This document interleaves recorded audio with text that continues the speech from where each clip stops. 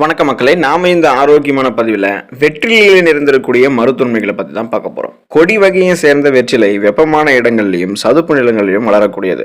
நாம வெறும் தாம்பலத்துக்காக பயன்படுத்தக்கூடிய பொருள் மற்றும் வெற்றிலை கிடையாது மக்களே. அறிவியல் முறைப்படி வெற்றிலை நமக்கு நிறைய மருத்துவமைகளை கொடுக்கும். காரணம், வெற்றிலையில் கால்சியம், இரும்பு சத்து, விட்டமின் சி எனும் உயிர் சத்தெல்லாம் அதிகமாக இருக்கு. விட்டமின் சத்துக்களோட நார் சத்தும் இருக்கிறதால சீதள நோய்களை நமக்கு வெற்றிலை நீக்கி உடல் இறுக்கம், குடல் புண்களை எல்லாத்தையுமே குணப்படுத்தும். செரிமானத்தை ஆரோக்கியமாக நமக்கு மாற்றி தரும் வெற்றிலை. ஸோ இந்த நன்மைகள் மட்டுமே வெற்றிலையில் கிடையாது, இன்னும் ஏராளமான ஆரோக்கியமான மருத்துவமைகள் வெற்றிலையில் இருக்கு. வாங்க அந்த வெற்றிலையினுடைய மருத்துவமைகள்லாம் என்னென்ன அப்படின்னு பற்றி ஒவ்வொன்றா தெளிவாக பார்ப்போம். அதை பற்றி பார்க்கறதுக்கு முன்னாடி இந்த வீடியோக்கு மட்டும் ஒரு லைக் கொடுத்துட்டு இந்த தகவலை உங்களுக்கு தெரிஞ்சவங்களுக்கும் ஷேர் பண்ணிடுங்க. ஏன்னா இது அவங்களுக்கும் பயனுள்ளதாக இருக்கக்கூடிய ஒரு ஆரோக்கியமான பதிவு தான். இது போன்ற அப்டேட்ஸ்கள் நீங்கள் தொடர்ந்து பார்க்கறதுக்கு நம்மளுடைய ஹெல்த் நியூஸ் தமிழ் சேனலை மறக்காம சப்ஸ்கிரைப் பண்ணிட்டு பக்கத்தில் இருக்கக்கூடிய பெல் பட்டனையும் கிளிக் பண்ணி ஆல் அப்படின்ற ஆப்ஷனையும் செட் பண்ணி வச்சுக்கிட்டீங்க அப்படின்னா நான் போடக்கூடிய எல்லா அப்டேட்ஸும் உங்களுக்கு நோட்டிஃபிகேஷன் அடிக்கடி சேரும். சரிவாங்க மக்களே, இப்போ வீடியோக்குள்ள போயிடலாம். பல் ஈறு பிரச்சனைக்கு தீர்வு கிடைப்பதற்கு நம்மளுடைய உணவுகளில் வெற்றிலை எடுத்துக்கலாம். வலிகளில் தாங்கிக் கொள்ள முடியாத வலிகளில் பல்வலியும் ஒன்று. அதை பல்வலி அறிந்தவர்களுக்கு மட்டும்தான் தெரியும். உணவு சாப்பிட்டதுக்கு அப்புறம் உணவினுடைய சிறிய துணுக்குகள் பற்களினுடைய இடையில மாட்டிக்கொள்ளும். இதனால பற்களினுடைய ஈரானது வீக்கமடைந்து வலியை கொடுக்கும். கிருமிகளும் அங்கே அதிகமாக பரவிடும். இந்த வலிக்கு காரணமானது உங்களுக்கு இருக்கு, இந்த வலிக்கு இருக்கு அப்படின்னா இந்த வலி உங்களுக்கு நிவாரணமாகிறதுக்கு என்ன பண்ணணும் அப்படின்னா, வெற்றிலையை நீங்க நல்லா மென்று சாப்பிட்டுட்டு அதனுடைய அந்த சாறுகள் எல்லாமே உங்களுடைய ஈறுகளில் படக்கூடிய அளவுக்கு, பற்களினுடைய அந்த மேலே படக்கூடிய அளவுக்கு நீங்கள் அந்த வெற்றிலை சாறை நீங்கள் சாப்பிடும்போது பல் சொத்தை, ஈறு பிரச்சனை, பல் கூச்சம், இது மாதிரி பலவிதமான பற்கள் சார்ந்த பிரச்சனைகள் நிவாரணம் பெறலாம். ஒன்றில் நீங்கள் வெற்றிலை சாப்பிடும்போது அதோடைய அந்த வெற்றிலை சாறுகள் உங்களுடைய ஈறுகளையும் பற்களையும் படக்கூடிய அளவுக்கு சாப்பிட்டீங்கன்னா கிருமிகளும் எந்த விதமான தொற்றுகளும் இருக்காது. ஈறுகளில் வீக்கம் ஏற்படுவது, ரத்த கசிவு ஏற்படுவது போன்ற எந்த விதமான பிரச்சனையும் இல்லாமல், பற்கள் சார்ந்த பிரச்சனை இல்லாமல் நலமோடு வாழலாம். சுவாச கோளாறுகளிலிருந்து விடுதலை அடைவதற்கு நீங்கள் வெற்றிலை எடுத்துக்கொள்ளலாம். சளி பிரச்சனை அதிகம் இருக்கிறவங்க, ஆஸ்துமா நோய் இருக்கிறவங்களுக்கெல்லாம் ஒரு அருமருந்தாக அந்த வெற்றிலை இருக்கு. இது சுவாச கோளாறுகளிலிருந்து முற்றிலுமாக நிவாரணம் கிடைக்கிறதுக்கு உதவிகரமாக இருக்கு. ஸோ அதுக்கு என்ன பண்ண முடியும்னா, தண்ணீரில் வெற்றிலையை நம்ம போட்டு அதோட ஜீரகம், லவங்கப்பட்டை சேர்த்து அது கொஞ்ச நேரம் சூடு பண்ணி அந்த தண்ணீர் நம்ம குடிச்சிட்டு வந்தோம் அப்படின்னா சுவாச கோளாறு பிரச்சனைகள்லேருந்து நம்ம நிம்மதியாக இருக்கலாம். அதிகமாக நெஞ்சு சளி இருக்கிறவங்கலாம் வெற்றிலையை சிறிதளவு கடுகு எண்ணெயோட வச்சு பார்த்தோம்னா சூடு பண்ணி நெஞ்சில் வச்சு கட்டோம் அப்படின்னா வலி, சளி, உங்களுக்கு இருக்கக்கூடிய அந்த சளி வரும், இருமல், இது மாதிரி எல்லா பிரச்சனையுமே உங்களுக்கு குறைந்து போயிடும். ஆகியால நீங்கள் சுவாசம் சார்ந்த கோளாறுகளிலிருந்து விடுபடுவதற்கு வெற்றிலை எடுத்துக்கொள்ளலாம். தொற்று நோய், இந்த இன்ஃபெக்ஷன்ஸ் எல்லாம் உங்களுக்கு குணமாகிறதுக்கு வெற்றிலையை நீங்கள் பயன்படுத்தலாம். தொற்று நோயால் அவதிப்படுபவர்கள் வெற்றிலை சாற்றினை குடித்து வரும்போது உடலில் இருக்கக்கூடிய நோய் கிருமிகள் அனைத்துமே நீங்கும். மேலும் புண்கள், அடிப்பட்ட காயத்தின் மீது வெற்றிலையினுடைய அந்த சாறை நீங்கள் போட்டு தடவிட்டு வரும்போது அந்த புண்கள் இருக்கக்கூடிய கிருமிகள் அது எல்லாமே அழிஞ்சு போயிடும். புண்களில் இருக்கக்கூடிய வலி, காயம், எரிச்சல் தன்மை எல்லாமே உங்களுக்கு குறைந்துவிடும். ஸோ பிற தோல் வியாதிகள், தொற்று நோய்கள், இந்த மாதிரி இன்ஃபெக்ஷன்ஸ் ஏதாவது இருக்குது, உங்களுக்கு காயமெல்லாம் ஏற்பட்டிருக்கு அப்படின்னா அந்த வெற்றிலையினுடைய அரைச்சி வெற்றிலையினுடைய சாறை அங்கே தடவுனீங்க அப்படின்னா அது எல்லாமே உங்களுக்கு கியூர் ஆகிடும்.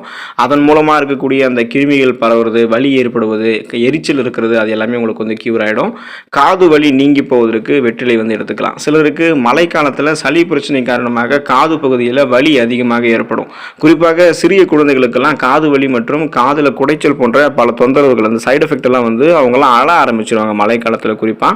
ஸோ இது போன்ற காது வலிக்கு சிறிது வெற்றிலை எண்ணெய் நல்லா மைய அரைச்சி அதோடைய அந்த சாறை வலி ஏற்பட்டிருக்கக்கூடிய காது பகுதியில் நம்ம ஊற்றணும் அப்படின்னா குறைவாக ஊற்றும் போதே காது வலியானது நமக்கு குறைந்துடும். மேலும் காதில் இருக்கக்கூடிய குடைச்சல்கள் நீங்கி காதில் இருக்கக்கூடிய கிருமிகளையும் நமக்கு வெற்றிலை என்ன பண்ணணும் அப்படின்னா அகற்றிடும். செரிமான பிரச்சனைகள் நமக்கு நீங்கி போவதற்கு வெற்றிலை எடுத்துக்கொள்ளலாம். வெற்றிலை சாப்பிட்டு வருவதால் தேவையற்ற ஏப்பம், நம்ம சாப்பிட்டதுக்கு அப்புறம் உணவு செரிக்காமல் இருக்கிறது போன்ற பிரச்சனைகள்லாம் கியூர் ஆகிடும். அப்போ அதன் மூலமாக உணவு புளித்த ஏப்பம் வருவது, உணவு செரிக்காமல் இருக்கிறது, இது எல்லாத்தையுமே நம்ம கியூர் பண்ணிக்கலாம். மேலும் வெற்றிலை சாப்பிடும்போது வயிறு, குடல் பகுதியில் தங்கியிருக்கக்கூடிய தேவையற்ற நச்சு கிருமிகள், குடல் அழுக்குகள் போன்றவற்றெல்லாம் நமக்கு உடனே நம்ம நீக்கிக்கலாம். இதன் மூலமாக சீரற்ற குடல் இயக்கம், மலச்சிக்கல் சார்ந்த பிரச்சனை, அப்புறம் வயிற்று பகுதிகளில் வாயு பிரச்சனை ஏற்படுவது, கிருமிகள் தொற்று ஏற்படுவது, இது எதுவுமே இல்லாமல் குடலில் இருக்கக்கூடிய நல்ல பாக்டீரியாக்கள் மட்டுமே ஆரோக்கியமாக நம்முடைய செரிமானத்தை மேம்படுத்தி தர்றதுக்கெல்லாம் வெற்றிலை உதவிகரமாக இருக்கும். எலும்பு சம்பந்தப்பட்ட பிரச்சனை நீங்கி போவதற்கு வெற்றிலை எடுத்துக்கலாம். சிறியவர் முதல் பெரியவர் வரையிலும் எலும்பு பகுதியானது அவங்களுக்கு வலுவாக இருக்க வேண்டியது அவசியம். இதனால தான் அவங்க ரொம்ப ரொம்ப ஸ்ட்ராங்காக இருக்க முடியும். ஒருவேளை அவங்க எளிதில் இப்போ விழுந்துட்டா கூட அவங்களுடைய எலும்பு உடனே உடச்சிக்குது அப்படின்னா அவங்களுடைய எலும்பெல்லாம் ரொம்பவே வீக்காக இருக்குன்னு அர்த்தம். அதனால் எலும்பு பகுதிகள் வலுவோடு இருக்கிறதுக்கு வெற்றிலையில் சுண்ணாம்பு தடவி அடிக்கடி சாப்பிட்டு வந்தோம் அப்படின்னா எலும்புகள் இருக்கக்கூடிய அந்த காரைகள் அது வந்து வலுவடைஞ்சு கீழே விழுந்து அடிபடுதல் காரணமாக எலும்பு முறிதல் பிரச்சனை நமக்கு இருக்குது அப்படின்னா அது எல்லாத்தையுமே நம்ம தடுத்து கொள்ளலாம்.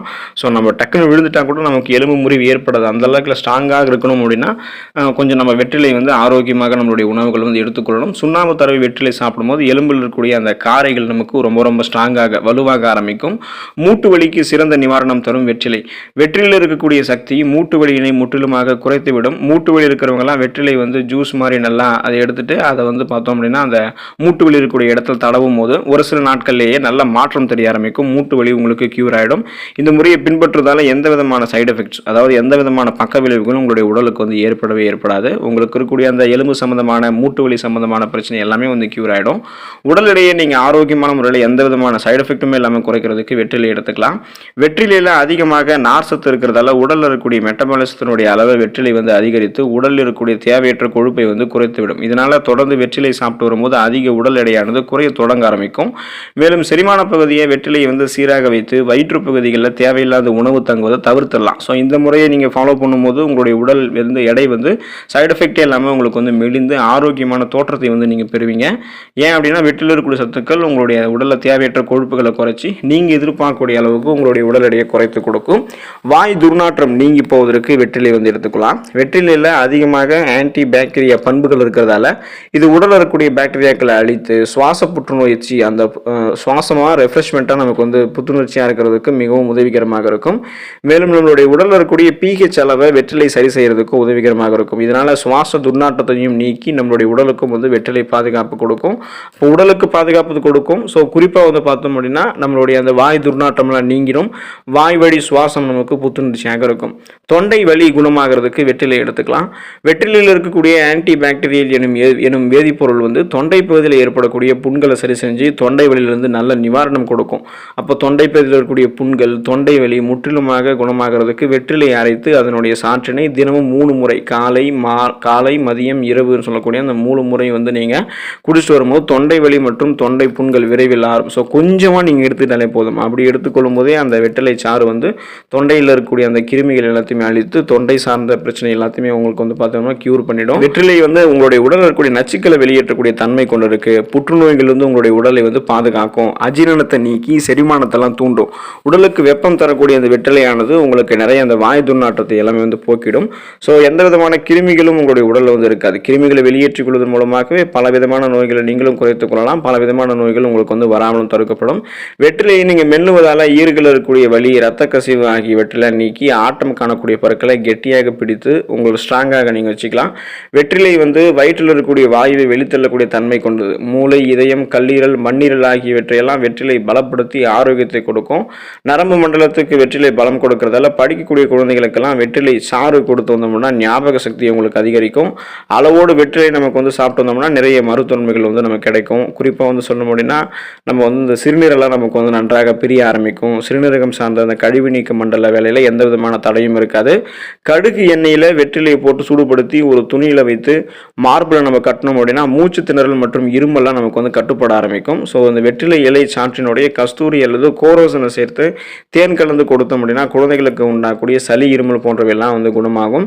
ஸோ இதுக்கப்புறம் நம்ம என்ன பண்ணணும் அப்படின்னா அளவோடு தான் அதை வந்து எடுத்துக்கணும். வெற்றிலை வந்து அந்த குழந்தைகளுக்கு கொடுக்கக்கூடிய அளவெல்லாம் தெரிஞ்சதுக்கு அப்புறம் தான் வந்து முறையாக கொடுக்கணும்.